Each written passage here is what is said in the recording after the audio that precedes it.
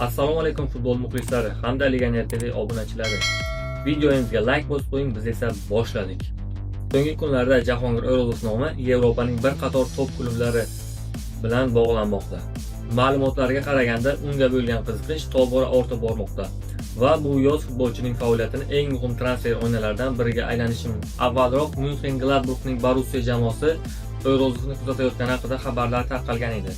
Endilikda futbolchining agentining bergan ma'lumotlarga qaraganda, delegatsiya ayni damda Toshkentda bo'lib turibdi. Aytilishicha, ertaga tomonlar o'rtasidagi muzokaralar o'tkazilishi rejalashtirilgan. Agar uchrashuv muvaffaqiyatli yakunlansa, bu transfer bo'yicha muhim qadam bo'lishi mumkin. Biroq O'rozov uchun da'vogar jamoa faqat Germaniya klubi emas.